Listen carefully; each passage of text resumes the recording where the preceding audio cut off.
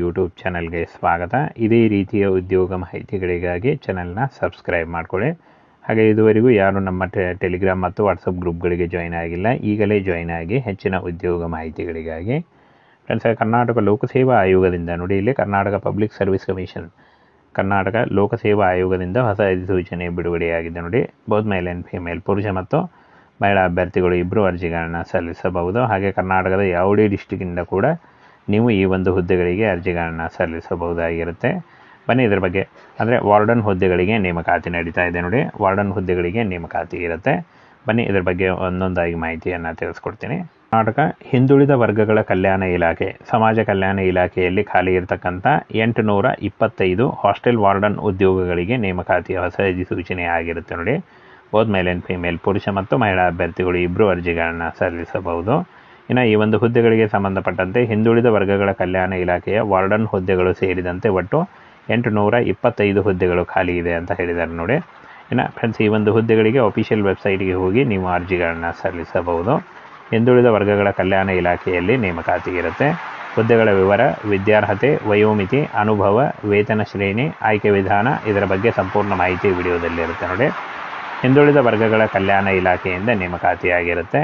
ಆಯ್ಕೆಯ ಪ್ರಾಧಿಕಾರ ಕರ್ನಾಟಕ ಲೋಕಸೇವಾ ಆಯೋಗ. ಹುದ್ದೆಗಳು ನೋಡಿ, ವಾರ್ಡನ್ ಹಾಗೂ ಇತರೆ ಉದ್ಯೋಗಗಳಿದ್ದಾವೆ. ಇನ್ನು ಫ್ರೆಂಡ್ಸ್, ಈ ಒಂದು ಹುದ್ದೆಗಳಿಗೆ ಅರ್ಜಿ ಸಲ್ಲಿಸುವಂಥ ಅಭ್ಯರ್ಥಿಗಳಿಗೆ 825 ಹುದ್ದೆಗಳಿದ್ದಾವೆ ನೋಡಿ. ಇದರಲ್ಲಿ ಆಯ್ಕೆ ಮಾಡಿಕೊಂಡು ನೀವು ಅರ್ಜಿಗಳನ್ನು ಸಲ್ಲಿಸಬಹುದು. ಹಾಸ್ಟೆಲ್ ವಾರ್ಡನ್ 150 ಹುದ್ದೆಗಳು, ಅಡಿಗೆಯವರು 300 ಹುದ್ದೆಗಳು, ಅಡುಗೆ ಸಹಾಯಕರು 300 ಹುದ್ದೆ, ರಾತ್ರಿ ಕಾವಲುಗಾರ 75 ಹುದ್ದೆಗಳಿದ್ದಾವೆ ನೋಡಿ. ಇಷ್ಟೊಂದು ಹುದ್ದೆಗಳಿದ್ದಾವೆ. ಈ ಒಂದು ಹುದ್ದೆಗಳಿಗೆ ಆಯ್ಕೆ ಮಾಡಿಕೊಂಡು ನೀವು ಅರ್ಜಿಗಳನ್ನು ಸಲ್ಲಿಸಬಹುದು. ಇನ್ನು ವಿದ್ಯಾರ್ಹತೆ SSLC, PUC ಹಾಗೂ ಎನಿ ಡಿಗ್ರಿ ಮಾಡಿದಂಥ ಅಭ್ಯರ್ಥಿಗಳು ಈ ಒಂದು ಹುದ್ದೆಗಳಿಗೆ ಅರ್ಜಿಗಳನ್ನು ಸಲ್ಲಿಸಬಹುದು. ಹಾಗೆ BEd ಕೇಳಿದ್ದಾರೆ ನೋಡಿ, BEd ಆಗಿದ್ದರೂ ನೀವು ಅರ್ಜಿಗಳನ್ನು ಸಲ್ಲಿಸಬಹುದು. ಇನ್ನು ವಯೋಮಿತಿಯನ್ನು ನೋಡೋದಾದರೆ 18ರಿಂದ 35 ವರ್ಷ, OBC ಅಭ್ಯರ್ಥಿಗಳಿಗೆ 3 ವರ್ಷ ಮತ್ತು SC ಅಭ್ಯರ್ಥಿಗಳಿಗೆ 5 ವರ್ಷಗಳ ವಯೋಮಿತಿ ಸಡಿಲಿಕೆ ಕೂಡ ಇರುತ್ತೆ ನೋಡಿ. ಆದಷ್ಟು ನಿಮ್ಮ ವಯಸ್ಸನ್ನು ಲೆಕ್ಕಾಚಾರ ಮಾಡಿಕೊಂಡು ನೀವು ಅರ್ಜಿಗಳನ್ನು ಸಲ್ಲಿಸಬಹುದು. ಪರಿಶಿಷ್ಟ ಜಾತಿ, ಪರಿಶಿಷ್ಟ ಪಂಗಡ ಒಂದು ಅಭ್ಯರ್ಥಿಗಳಿಗೆ 5 ವರ್ಷಗಳ ವಯೋಮಿತಿ ಸಡಿಲಿಕೆ ಇದ್ದರೆ, 2A 2B ಮತ್ತು 3A 3B ಅಭ್ಯರ್ಥಿಗಳಿಗೆ 3 ವರ್ಷ ಇರುತ್ತೆ.